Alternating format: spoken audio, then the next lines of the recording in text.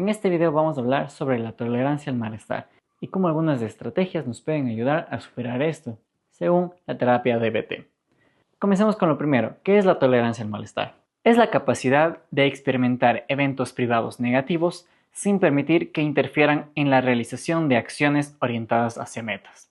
La mayoría de los enfoques de tratamiento en salud mental se centran en cambiar los eventos y circunstancias que generan intenso malestar, pero no han prestado mucha atención a aceptar, encontrar significado y aprender a tolerar. La DBT enfatiza los beneficios de aprender a soportar el dolor con habilidad.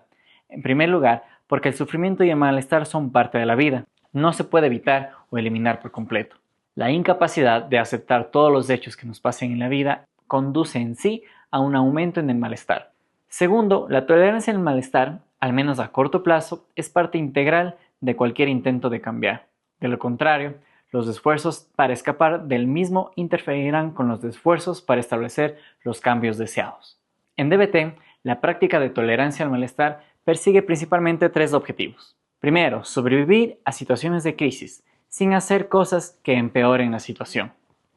Se entiende por crisis una situación estresante que dura poco tiempo y que genera mucha presión para que se la resuelva en ese mismo momento. Esta presión a veces nos impulsa a actuar de maneras que solo empeoran la situación. Por ejemplo, teniendo conductas problemáticas, lastimarse, gritar, atacar, consumir sustancias, evitar acciones vinculadas a metas, entre otras. En segundo, aceptar la realidad. Reemplazar el sufrimiento y la sensación de estar estancado por dolor ordinario y la posibilidad de seguir adelante.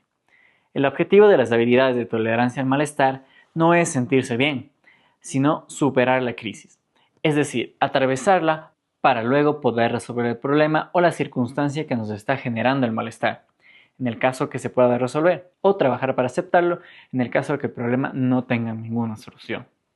Y el tercer objetivo, ser libre de tener que satisfacer las necesidades de los demás, los propios deseos, los impulsos o las emociones intensas.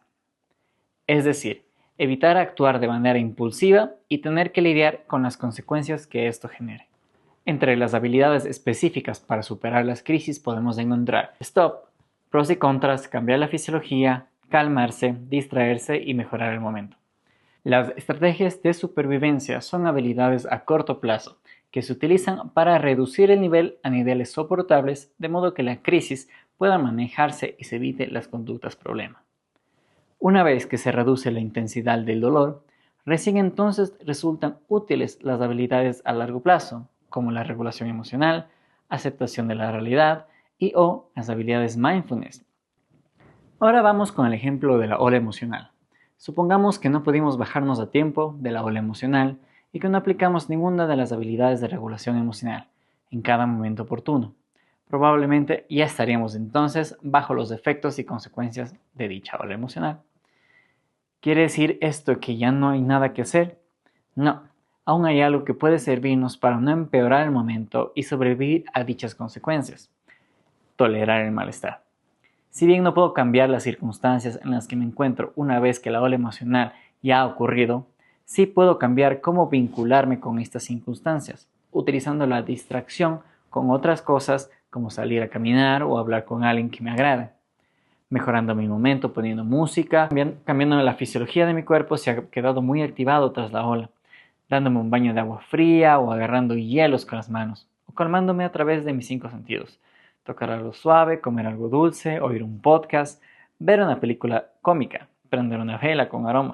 No podemos modificar las consecuencias de la ola, pero sí al menos no empeorarlas distrayéndonos y buscando esas actividades que encajan con nuestro sentir para poder tranquilizarnos.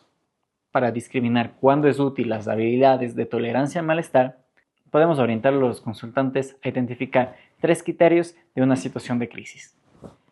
La primacía de la mente emocional. Gobierna los impulsos y acciones del momento la emoción que se experimenta. Segundo, la ausencia de la mente racional, que evalúe la información respecto de la situación, lo que otorga una sensación de estar abrumado. La incapacidad para planificar desde la mente sabia, las soluciones o alternativas para resolver las circunstancias que nos generan malestar. En situaciones donde estos 3 criterios el consultante las pueda detectar, es posible que perciban la oportunidad de trabajar las habilidades. Es muy importante trabajar con los consultantes el punto de quiebre de sus habilidades, y esto será evaluado por la escala subjetiva del malestar, donde se pierde la capacidad de focalizar en otras más allá de la emoción y donde el uso de habilidades más complicadas se ve impedido.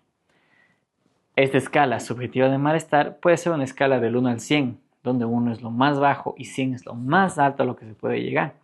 Y la intención es que el consultante marque el número donde su activación emocional y su malestar sean tan altos que no pueda usar otras habilidades que no sean las de tolerancia al malestar. A continuación les vamos a explicar algunas habilidades de la tolerancia al malestar. Yo les voy a indicar la técnica del stop. El stop significa detente.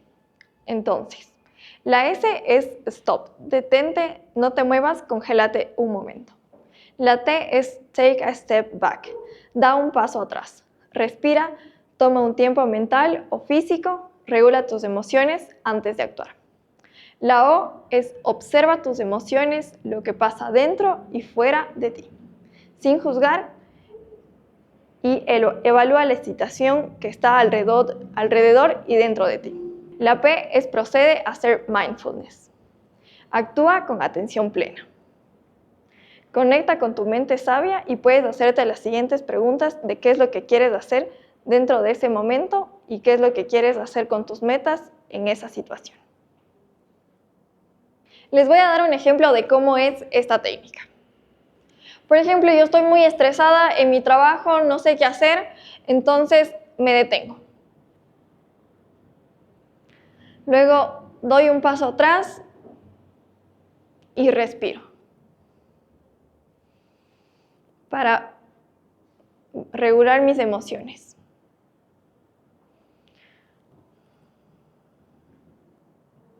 Observo todo lo que pasa dentro de mí.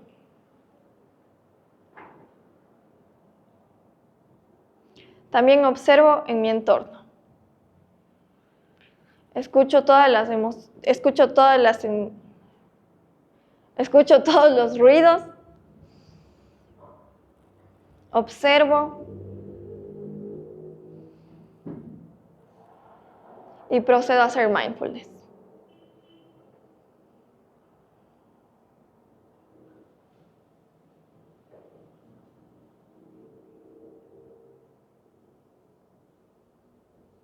¿Qué es lo que quiero en esta situación? ¿Qué es lo que quiero como metas?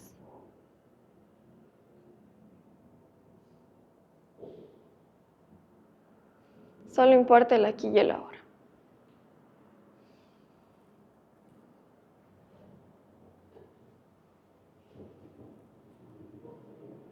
Cuando estoy un poco más calmada, actúo y tomo decisiones.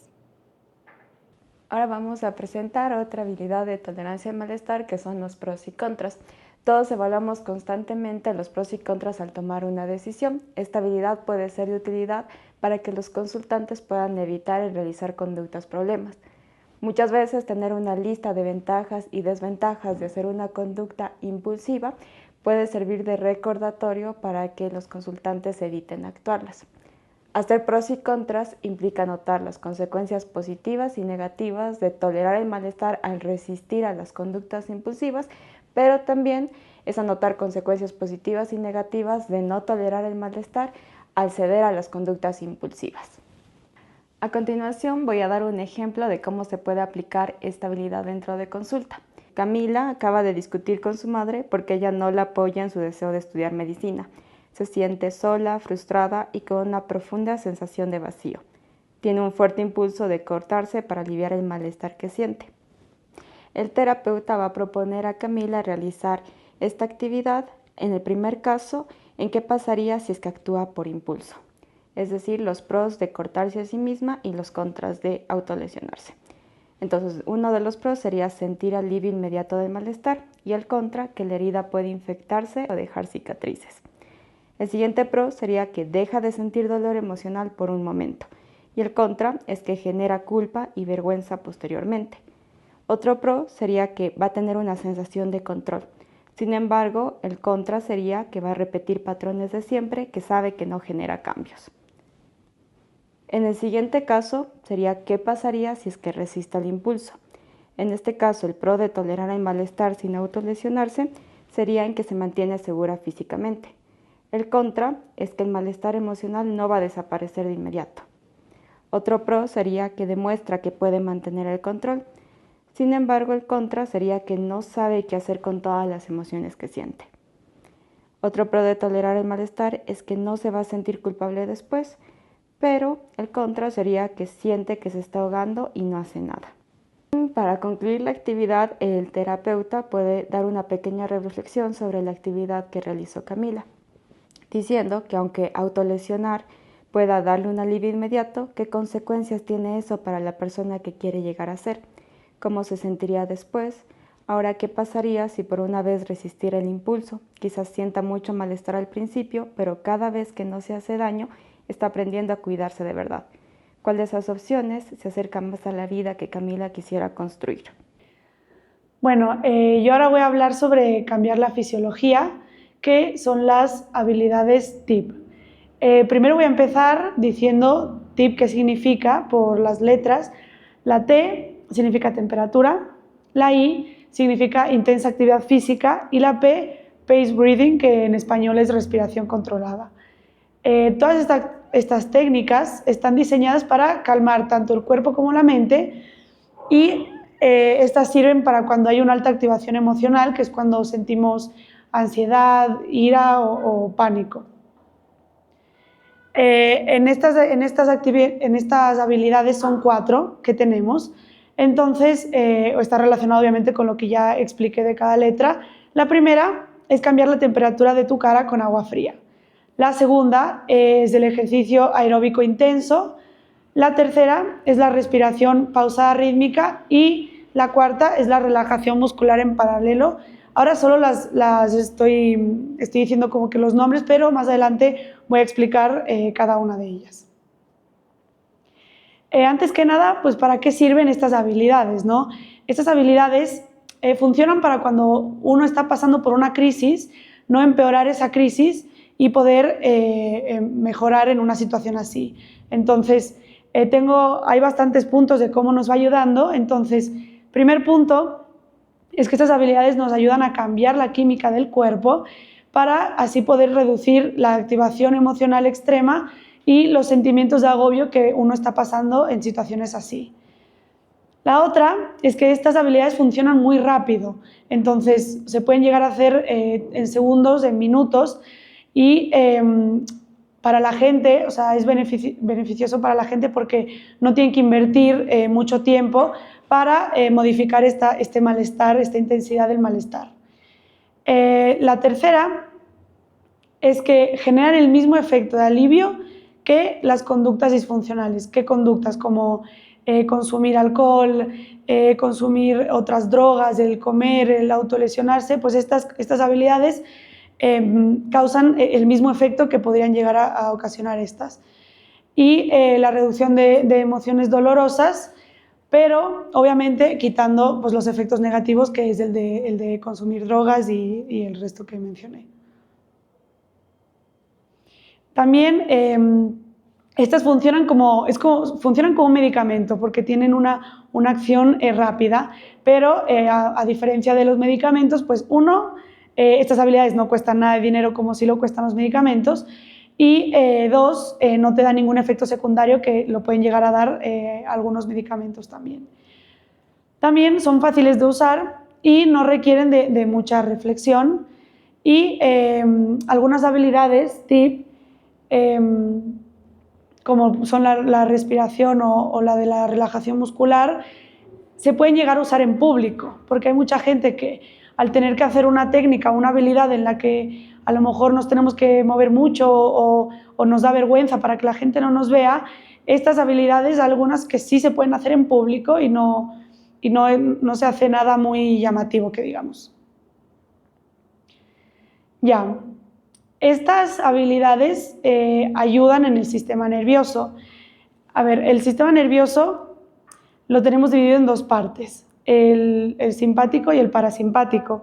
Entonces, en el sistema nervioso simpático es como una aceleración, o sea, es como, ahí es cuando sentimos como cuando nos agitamos, cuando nos sentimos muy calientes o la respiración empieza a acelerarse, ahí es cuando se está activando el sistema nervioso simpático.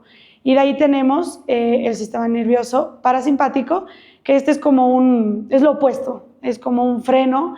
Entonces, estas habilidades regulan las emociones y aumentan que el sistema nervioso parasimpático pues está disminuyendo todos los efectos que llega a dar el simpático. Ahora voy a hablar sobre cada una de estas habilidades. La primera, como ya lo mencioné, es cambiar la temperatura de tu cara con agua fría. Entonces, eso simplemente también se puede hacer como en un balde con el agua fría, ponerla con hielo para que se llegue a enfriar bastante, o también se puede llegar a hacer pues, con compresas frías, mientras se retiene la respiración de unos 30 a 60 segundos. Esta habilidad de aquí activa el sistema parasimpático, como ya mencioné, entonces disminuye todas las reacciones que nos llega a dar el simpático. También reduce, como ya digo, la activación fisiológica y emocional muy rápido. La segunda habilidad es el ejercicio intenso. El llegar a hacer un ejercicio aeróbico intenso de cualquier tipo, pues durante 20 minutos. El cuerpo, cuando uno está haciendo ejercicio, estos ejercicios que requieren mucha intensidad, el cuerpo se activa fisiológicamente y ahí puede ser, o sea, llega a ser difícil el inhibir la acción emocional, incluso si esta emoción emocional que estamos sintiendo es disfuncional. Entonces, en estas situaciones, el ejercicio puede llegar a ayudar mucho también. De ahí la tercera tenemos la respiración pausada rítmica. Esta básicamente es tener un ritmo en la inhalación y en la exhalación. También debe tomarse en cuenta en esta forma de respiración que la inhalación tiene que ser más corta que la exhalación. Por ejemplo, si yo inhalo 4 segundos, la exhalación debe ser 8 segundos. Entonces siempre la exhalación debe ser más larga que la inhalación en sí. Y la cuarta es la relajación muscular en paralelo. Esto es para cuando estamos en un momento tenso, todos los grupos musculares tienen esta tensión, entonces al tensar todos los músculos, es algo que se tarda un poco al inicio, pero se tensa todos los músculos y se tiene que ir haciendo en un orden, o sea, no se puede ir haciendo primero en el cuello y luego los pies, se tiene que ir siguiendo un orden, que ahí es cuando el terapeuta va a ir ayudando a esa persona, ¿no? Y ya cuando uno ya sabe cómo hacerlo, luego ya le va cogiendo un orden para poder hacerlo. Y el objetivo aquí en la relajación muscular es pues, aumentar pues, la conciencia de tensionar todos los músculos, tensionar el cuerpo, estoy consciente que estoy tensionando y luego estoy consciente de que me estoy relajando y estoy relajando pues, todo mi cuerpo. Las técnicas de distracción para el control de estímulos. Cuando ya se ven sobrepasadas ya ciertas técnicas, como tratar de calmarse, hacer respiraciones, lo que podemos hacer es tratar de distraernos. Lo que hace es prácticamente convertir esas herramientas de distracción, cambiar de un estímulo al otro, para evitar las situaciones de incomodidad momentáneamente y nos ayuda tanto a gestionar nuestras emociones como a recuperar el equilibrio en general. Tenemos varias estrategias de distracción. Para comenzar tenemos las actividades prácticas. Aquí tenemos ejercicio físico, que sería hacer fútbol, salir a correr, realizar una caminata, ciertos hobbies que podemos tener como pintar, cocinar. También tenemos la limpieza, que a cierta gente le ayuda, sería organizar o limpiar el entorno en el que me encuentro. Las interacciones sociales, acercarme, hablar con un amigo, pasar tiempo con otras personas, compartir las actividades que dije previamente, por ejemplo, o juegos, participar en un juego o videojuegos. Segundo, tenemos comparaciones. Compararse nos puede ayudar para, distraernos un momento y, como les decía anteriormente, gestionar la emoción y desplazar la emoción hacia otra situación. Por ejemplo, el personaje de Manchester by the Sea, donde el personaje pierde a sus hijos, se incendia su casa, tiende a aislarse, entonces la comparación tiene que ser similar o mayor para que, bueno, pueda proporcionar una perspectiva de la situación que a mí me está pasando, porque generalmente las personas que tienen un trastorno límite de la personalidad tienden a sobreexagerar las situaciones. También como personajes de libros, quizás la vida de Víctor Frank en El hombre en busca de sentido, pueden proporcionar, bueno, una mejor perspectiva acerca de esto. Además que nos puede hacer reflexionar sobre nuestras propias situaciones, sobre, bueno, qué es lo que me está ocurriendo a mí, qué me está generando malestar. También puede fomentar la gratitud, yo no estoy tan mal, puede reducir ese enfoque del malestar, porque las personas con TLP, repito, tienden a sobreexagerar las cosas. Ahora tenemos contenidos que, bueno, pueden desviar la atención. Tienen que ser contenidos no tan aversivos, pueden ser contenidos, bueno, como telenovelas, películas, que me permitan desconectarme emocionalmente un momento, bueno, de la situación de malestar en la que estoy pasando. Lectura puede ser leer sobre noticias, no necesariamente catástrofes, o bueno, sería leer cosas que me generen una perspectiva y que me hagan reflexionar sobre mi situación de malestar. Ahora, también podemos ver comedias de humor porque, bueno, nos puede ayudar para aliviar momentáneamente el malestar que estamos sintiendo.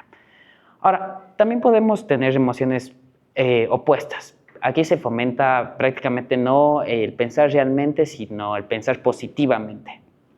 Entonces, sería, bueno, leer materiales positivos, ver películas positivas. El correcto ejemplo serían las emociones opuestas, serían, bueno, leer materiales emotivos, revisar cuentos, cartas antiguas, bueno, que me haya escrito un familiar que yo creía mucho, a una persona que es muy importante para mí, que puedan generar buenos sentimientos positivos. También tenemos que consumir contenido alegre, ya como decía previamente, comedias, humor, ver videos que me ayuden o podcasts, bueno, que fomenten esa positividad y, bueno, sean totalmente lo opuesto al sentimiento que me está generando malestar.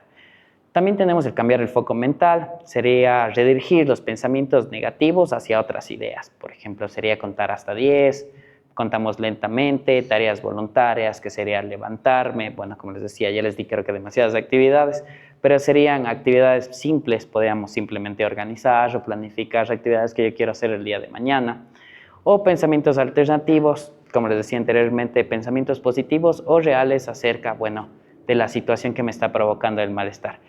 También tenemos distanciamiento emocional, que sería crear una barrera mental entre la situación y, bueno, mi emoción. Sería imaginarnos prácticamente que existe un muro para alejar, bueno, la situación del malestar, como separarlo mentalmente. Y también podemos separar emociones, que sería identificar la emoción que siento y apartarla, bueno, prácticamente del evento, como decir, bueno, a ver, ser escéptico frente al tema, no darle un juicio de valor y no darle una emoción a la situación que está sucediendo. Por ejemplo, si el día de ayer tuve una pelea fuerte con alguien que es importante para mí, simplemente separar, decir, bueno, yo no me siento triste, ayer peleé. Nada más, sería separar esas clases de situaciones. Y por último, sería el apoyo social, que sería, bueno, buscar la compañía de otros, puede ser una distracción efectiva, ya sea hacer algo con alguien más, como les decía anteriormente, o ayudar a otros en ciertas actividades, como cocinar, bueno, actividades que a ellos les gusten. Bueno, ahora les voy a presentar lo que es calmarse o también conocido como autocalmarse. Primero es necesario entender qué es calmarse. Calmarse es reconfortarse, cuidarse, estar en paz con uno mismo y estar también atento, ¿no? ¿Qué implica todo esto de calmarse y por qué es importante para las personas que tienen el trastorno límite de la personalidad? Las personas que tienen el trastorno límite de la personalidad han aprendido a castigarse como estrategia de cambio. Por ejemplo, si es que han hecho algo mal, se autolesionan o se cortan, como se conoce el cutting. Buscan culpables en vez de hacerse responsabilidad o de hacerse responsable de las cuestiones de la vida y son muy pocos compasivos, lo que llevan a ser autovalidantes consigo mismos. Lo que busca calmarse o autocalmarse es que las personas puedan tener otras estrategias en vez de autolesionarse o de ser poco compasivos y que en vez de eso sean más validantes consigo mismos. Y lo que se busca con estas estrategias es que de las 5 que les voy a mostrar, la persona se especialice específicamente en una o puede ser en las 5 como la persona se sienta mejor o más tranquila y bueno, eso es. Entonces, las 5 tienen que ver con los 5 sentidos, que es el gusto, el tacto, el olfato, la visión y la audición. Primero, la visión. Hay que tener en cuenta de que estos solo son pocos ejemplos de los que yo les voy a proporcionar y puede ser como vístete como te gusta, vístete como te gusta, llévate a un nuevo museo para ver las obras, pero solo es ver, no criticar ni nada, solo es ver. Puede ser mirar la naturaleza, mirar las estrellas, y la cuestión aquí es que no te quedes con ningún pensamiento, sino que solo te fijes en lo que estás viendo en ese momento. Ahora, la audición. En la audición es muy importante, por ejemplo, escuchar música relajante, prestar atención a los sonidos de la naturaleza o ser consciente de los sonidos. En general, lo necesario aquí, así como en lo anterior, era la visión de no prestar atención a los pensamientos, sino solo concentrarte en lo que estás viendo. Aquí es concentrarte en lo que estás escuchando. Y, por ejemplo, a mí hay una canción que me gusta muchísimo escuchar, que se llama Ofelia. Y también está luego el olfato, que puede ser, por ejemplo, usar tu perfume favorito, hervir canela o hornear un pastel. También puede ser caminar por un bosque. Y aquí la cuestión es que se tiene que respirar conscientemente los aromas frescos. En este caso puede ser la naturaleza. Yo, por ejemplo, tengo aquí mi vela favorita que huele a canela y me gusta muchísimo. También tenemos el gusto, que puede ser comer tu comida favorita, beber un té. A mí me gusta muchísimo el té de Jamaica, me gusta, recomendado. Y también como puede ser comer un caramelo de menta. Aquí es importante cualquier cosa que tenga sabores fuertes para que podamos distinguir, porque a veces nosotros por el día a día comemos demasiado rápido y nos olvidamos de lo que estamos comiendo, estamos procesando, y eso no solo nos trae al presente, sino que también nos ayuda también con la digestión. Puede ser saborear la comida que dijeras, como ya había dicho, y la cosa aquí es comer conscientemente. Por último, el tacto, que puede ser como bañarte en una tina con espuma, recibir masajes, ponerte una compresa, o sea, pañitos de agua caliente o fríos, abrazar a alguien o experimenta lo que toques. Por ejemplo, a mí no me gusta el algodón, pero a mí me gusta muchísimo abrazar a las personas y a mí me reconforta un montón.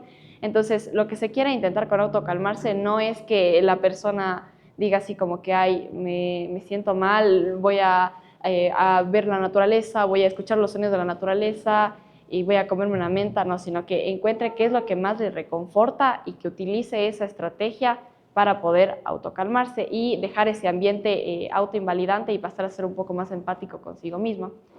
Bueno, ahora voy a presentar el tema de mejorar el momento. ¿Qué significa esto? Básicamente significa de reemplazar los eventos negativos inmediatos con eventos o estímulos más positivos, más alegres, para hacer que este momento negativo que estamos pasando por sea más agradable y algo más tolerable.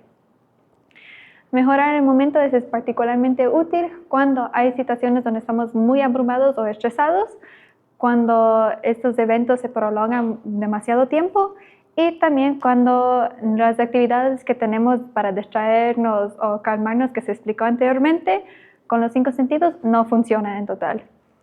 En mejorar el momento hay 7 estrategias que se pueden utilizar. El primero sería con una cosa a la vez. Esto significa enfocar toda tu atención en lo que estás haciendo en el momento, permanecerte presente y estar percibiendo toda la realidad en ese momento. Esto significa presentar toda tu atención en sensaciones físicas que puedes estar experimentando. Por ejemplo, caminar, el hecho de respirar, sentir cómo el aire entra por su nariz, siente como su pecho sube cuando usted inhala y exhala por la boca. Entonces, actividades así, caminar, limpiar, lavar los platos, sentir como el agua toca sus manos, son sensaciones físicas que podemos concentrarnos en ese momento y solo concentrarnos en eso, no tener ningún otro pensamiento de las cosas que nos está preocupando, etc. Solo enfocarnos específicamente en ese estímulo. Otra estrategia sería con significado, que significa encontrar o inventar algún propósito o algún valor al dolor que estamos experimentando. Puedes recordar, escuchar o leer diferentes valores, incluso espirituales, y enfocarte en los aspectos positivos que puedes encontrar en una situación dolorosa. Repitiendo cuantas veces sea necesaria puede ayudar a disminuir la sensación de malestar que podemos presentar y ayudarnos a seguir adelante. Tercera estrategia sería con aliento, y esto básicamente significa darnos ánimos, de repetir frases como esto no va a durar para siempre, yo puedo superar esto, yo saldré de esto, yo estoy haciendo lo mejor posible en este momento, cosas así que nos pueden dar ánimos y nos puede hacernos sentir mejor para seguir adelante. La cuarta estrategia sería con relajación, esto sea relajación con actividades que nos hacen como sentirnos relajados o con una técnica de respiración en sí. Por ejemplo, una actividad de relajación muscular, como tensionar todos los grupos de músculos que tenemos en el cuerpo, tensionarlos y relajarlos varias veces, como empezando con las manos, después los brazos, tensionar la cabeza y progresivamente ir bajando durante todo el cuerpo para que el cuerpo se relaje y suelte todas sus tensiones que puede estar presente. Otra actividad de eso de relajación, puede escuchar una grabación de música relajante, música suave, sea instrumental o, por ejemplo, audios donde puede escuchar así como el agua cae encima del vidrio cuando está lloviendo, cosas así para que nos ayude a relajarnos, sumergir nuestras manos o nuestros pies en agua caliente, o sea, justamente como explico antes, tomar una ducha con agua caliente para relajar todos los músculos del cuerpo, cosas así que nos pueden dar como un respiro en ese momento. Otra estrategia sería la quinta estrategia, con un lugar seguro. Aquí es imaginar escenarios muy relajantes. Por ejemplo, construir una habitación en su mente. Observar en su mente cómo esa habitación está decorado, cómo está alumbrado, si hay ventanas, hay puertas, lo más mínimo detalle, imaginar eso dentro de nuestra mente. Y que si sentimos que cualquier cosa que nos está amenazando, nos va a hacer daño o que nos está estresando, cerramos la puerta frente de esa emoción. Y todas las preocupaciones, todas las cargas que tenemos, dejarlo en una habitación dentro de ese cuarto que estamos construyendo en nuestra cabeza, cerrar la puerta y hacer como si estamos dejando eso completamente detrás de nosotros. Y ahí vas a imaginar que todas las emociones dolorosas salen de ti. Y la siguiente estrategia sería haz un alto. Esto significa buscar un tiempo para descansar, darse un respiro completo. Esto sea, hacer unas actividades más pequeñas como acostarse en la cama, taparse con una cobija muy calientita, así que te abriga mucho, te tapes la cabeza durante 20 minutos, o incluso algo más grande como ir de vacaciones, alquilar una habitación o un hotel, ya que sea en la playa, en un bosque, una cabaña, lo que sea, pero cualquier actividad que nos podamos hacer sentir bien, ir a tomar un cafecito con nuestros amigos, incluso ir a tomar un café solitos, cualquier cosa que nos podemos dar ese paz mental y solo estar ahí en el presente, nos puede ayudar muchísimo. Y la séptima estrategia sería con sabiduría, y básicamente eso significa abrir tu corazón a un ser supremo, una sabiduría suprema, a un Dios o incluso tu propia mente sabia. Esto significa pedir fuerzas para tolerar el dolor en ese momento y dejar las cosas en manos de Dios, a cualquier ser supremo que usted puede creer en, para validar tus emociones y para que ya no sea una carga en ti misma. Ok. Por ejemplo, en un caso donde se puede evidenciar por lo menos 3 de esas estrategias en una sola situación, es en el caso de Mateo. Mateo es un estudiante universitario que se encontraba frente de su computadora, frustrado, abrumado y estresado por tener que redactar un trabajo final. Y las 3 actividades que él decidió realizar fue una cosa a la vez, con relajación y un lugar seguro. Una cosa a la vez, lo que hizo Mateo era de empezar a cerrar la computadora, levantarse lentamente e ir al baño. Y aquí en el baño él logró lavarse la cara y para como distraerse. Y aquí puede sentir como el agua llena, o sea, siente como el agua llena sus manos, sentía el agua caliente en su cara, escuchaba como el agua bajaba por el drenaje, cosas así. Y al regresar a su habitación se concentraba en sentir cómo su cuerpo se estaba moviendo, cómo podía caminar lentamente a su dormitorio de nuevo y cómo sentía como ya ese peso poquito a poquito se iba disminuyendo.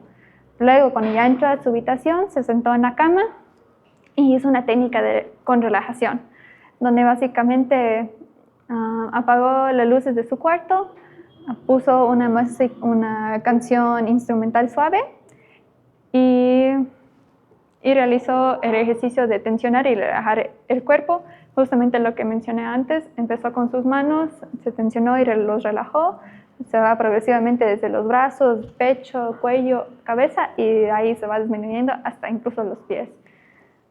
Poquito a poquito su respiración se hizo más lento y su cuerpo se sintió como empezó a ser más liviano. Y finalmente, para reencontrarse emocionalmente, aplicó la estrategia de un lugar seguro, donde durante 10 minutos Mateo se recuesta y recuesta en la cama, cierra los ojos y visualiza una pequeña cabaña donde solía visitar cuando era niño. Y imaginaba los árboles, escuchaba cómo los árboles se movían con el aire, escuchaba los pájaros y el sonido del viento, y se podía hacer como, aunque estaba solo, sentía calma, no sentía en peligro, se sentía relajado. Luego, tras caminar durante esta cabaña, podía llegar a una habitación donde logró dejar todas las emociones negativas, todas sus preocupaciones académicas, todas las presiones que él sentía por sus profesores, sus padres o compañeros. Dejó todo eso atrás en una habitación, cerró la puerta y salió de la cabaña, caminaba durante todo el bosque y ahí sentía que dejó todo eso atrás de él. Entonces cuando ya después de los 10 minutos ya se levantó y abrió los ojos lentamente, sintió completamente alivio, sintió así como una persona nueva. Ya no tenía sus preocupaciones y ya no tenía sus preocupaciones. Mientras las habilidades para sobrevivir a la crisis ayudan a atravesar la misma sin hacer que las cosas empeoren, el objetivo de las estrategias para aceptar la realidad es reducir el sufrimiento y aumentar la libertad cuando los hechos no pueden cambiarse inmediatamente. La aceptación es parte de las terapias de tercera generación y va a ser fundamental dentro del DBT. Se define la aceptación como estar abierto plenamente a la experiencia de lo que es tal y como es, sin distorsiones, sin oposiciones, sin emitir juicios, sin evaluar y sin tratar de mantener ni tratar de finalizar. Uno de los objetivos relacionados a aceptar es tolerar el malestar más que actuar impulsivamente, para remover el dolor sin pensar si el acto llevará a más malestar a largo plazo. Por tanto, se caracteriza la aceptación como experimentar los eventos plenamente y sin defenderse.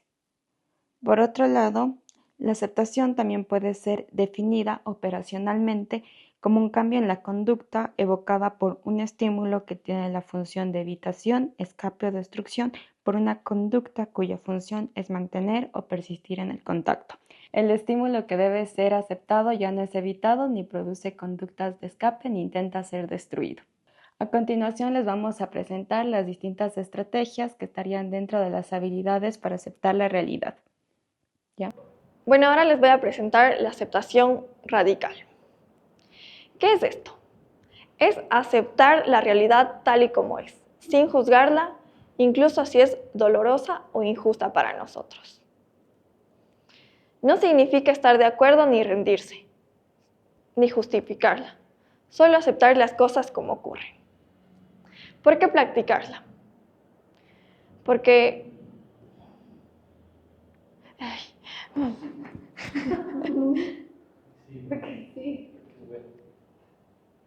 Me mandaron a explicar esto.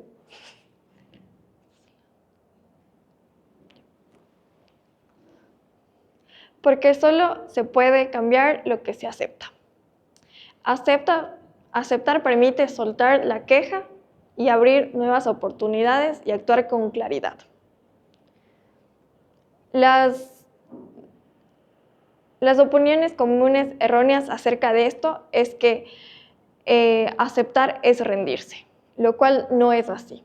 Aceptar es soltar para que vengan menos sufrimiento. Las emociones intensas pueden ser difíciles de soltarlas, pero podemos aceptarlas y así sufrir menos. Esta puede ser una falta de habilidad cuando no podemos hacerlo, pero esto se puede aprender.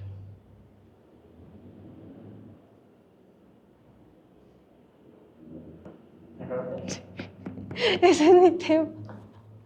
¿Puedes dar un ejemplo? A ver, sí.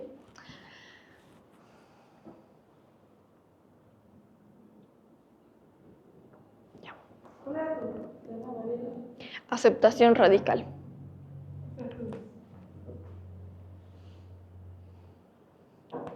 Por ejemplo, cuando estemos en el tráfico y no podemos saltarnos la fila del tráfico, lo que podemos es aceptar, calmarnos y hacerlo sin juzgar. Sabemos que son emociones intensas de enojo, de ira, a veces de tristeza, pero esto no es que nos rindamos, sino que lo aceptemos tal y como es, porque a veces no lo podemos cambiar, lo que está afuera de nuestro entorno, sino lo que está adentro, nosotros lo podemos cambiar y dominar. ¿Puedes dar un ejemplo de un consultante? De un consultante.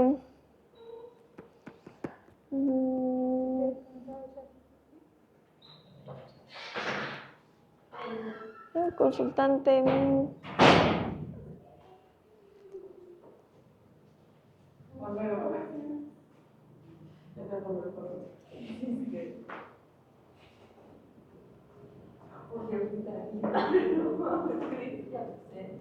No dice nada, pero un poquito de pena.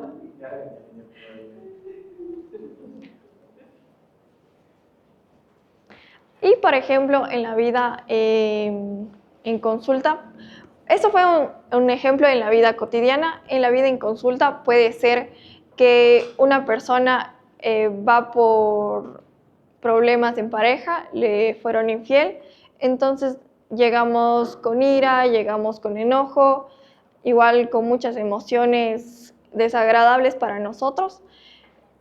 Lo que podemos sugerirle al paciente es que no intente juzgarse y lo acepte, que no va a poder cambiar la situación, sino que puede cambiar la situación dentro de él, no del entorno. Ya, otro tema es el cambiar la mente. Cambiar la mente básicamente es aceptar la realidad que uno está viviendo, ¿no? Porque cuando uno pasa por algunas situaciones en las que no la acepta, hay que traer la cabeza en el momento presente y no estresarse por algo que es a futuro. Entonces hay que aceptarlo y hacer algo al respecto. Un ejemplo de esto podría ser en el tema de la universidad, cuando uno le mandan un trabajo muy largo y se estresa porque piensa que no le va a dar tiempo, llega a estresarse mucho, a sentir malestar. El cambiar la mente en este ejemplo sería no estresarse tanto por el hecho de tengo que hacer un trabajo muy largo, sino aceptar que tengo este trabajo y empezar a hacer el trabajo, por ejemplo. Entonces es aceptar la realidad que estoy viviendo para así pues, asumir el papel que debo tomar ante esa situación. Bueno, a continuación voy a explicar sobre la buena predisposición y la terquedad. Básicamente el DBT divide a dos actitudes mentales. La primera sería la buena predisposición y la segunda la terquedad. La buena predisposición en sí implica aceptar la realidad tal como es, participar plenamente en la vida y actuar con apertura y compromiso, aunque cuando las circunstancias no sean ideales.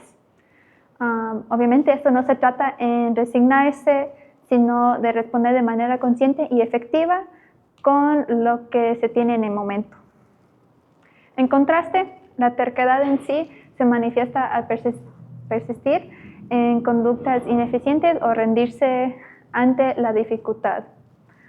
Adoptar obviamente una actitud de una buena predisposición mejora nuestra capacidad de afrontar las situaciones y aumentar la efectividad en nuestras acciones. Ahora te voy a presentar de media sonrisa y manos abiertas, que son gestos para la aceptación. Por ejemplo, cuando me encuentro en una circunstancia tensionante, en una circunstancia que me genera malestar, por ejemplo, bueno, el día de ayer me peleé con alguien, o estoy en una fiesta donde me causa incomodidad, estoy presentando algo. Lo que se busca, o bueno, generalmente se ve en las personas, es que cambia totalmente su gestualidad y su postura. Se ve bastante eso en el lenguaje no verbal.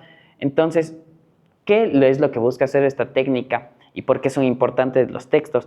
Perdón, los gestos? Es por el hecho de que, bueno, quizás adoptar una postura abierta, adoptar gestos positivos mediante una sonrisa, mantener las manos relajadas, no estar jugando con las manos, no estar jugando con las piernas, puede marcar una diferencia significativa y ser un pasito más a cambiar el malestar que me está provocando la situación. Por ejemplo, un ejemplo práctico frente a eso sería el hecho de que yo me encuentro en una fiesta donde no conozco a mucha gente, me pongo nervioso, me cuesta interactuar con las personas y en vez de estar bajoneado, cohibirme, lo ideal sería pararme bien, corregir mi postura, sonreír y mediante eso ya dar el siguiente paso que, bueno, sería, bueno, pensar otra clase de cosas, pero el primer paso sería cambiar nuestra gestualidad. Por otro lado, tenemos el mindfulness de los pensamientos. Hay que acordarnos de que el mindfulness no es relajarse, no es calmarse. El mindfulness es algo distinto, es conectar con el presente, conectar con nosotros mismos. Ahora, ¿qué pretende el mindfulness en la tolerancia al malestar? Pretende que observemos nuestros pensamientos y no nos, por así decirlo, como decía el ACT, fusionémonos con esto, sino que los observemos como eventos que están pasando desde afuera. Hay un experimento bien interesante que se llama el experimento del oso blanco de Daniel Wegner, el cual comprobó que el suprimir los pensamientos no hacían que estos desaparezcan, sino que estén más presentes en nuestra vida. Él lo que hacía fue que a distintas personas les pedía que no piensen en un oso blanco, o sea, esta era la primicia. A un cierto grupo de personas les decía que no piensen en un oso blanco y a otro grupo de personas no les decía esto de el no pienses en esto. Lo que se dio cuenta y lo que mostraron los resultados es que a las personas que les decía que no piensen en este oso blanco pensaban más al final de que las personas que no decían y más bien lo veían como algo distinto a él. Y es lo que se necesita o lo que se intenta hacer con el mindfulness de los pensamientos, que la persona no es que se diga, no, ya no voy a pensar en esta cosa, ya no voy a pensar en esto, sino que más bien le vea al pensamiento como un evento, eso, como un pensamiento, no como un hecho de la persona. Entonces, aquí en la tolerancia al malestar nos dan pasos para observar el pensamiento. Primero es adoptar una mente curiosa, o sea, no decir como no, ya no quiero estos pensamientos, ¿no? Sino decir como que, qué interesante que estoy pensando esto justo cuando estoy estudiando, como por ejemplo yo estudiando para cognitivo, qué interesante que justo ahorita me acuerdo de que tengo que hacer el informe final de las prácticas. Entonces es adoptar una mente curiosa. Después es recordar que uno no es su pensamiento, lo que les decía antes, de podernos separar y ver un pensamiento como eso, como un pensamiento y no como un hecho que nos sucede a nosotros en la vida. Un pensamiento no nos define, es simplemente eso, un pensamiento, y en realidad tenemos miles de pensamientos a lo largo de la vida y del día.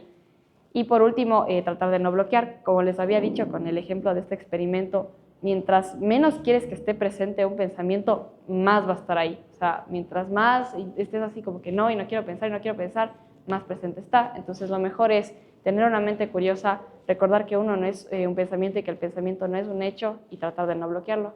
No es fácil y esto se consigue así como cuando empezamos a manejar, que prendes primera y se te apaga de una el carro. Lo mismo pasa con el mindfulness. A la primera no es que lo vamos a conseguir y el punto es intentarlo, no reprimirlo. Y gracias.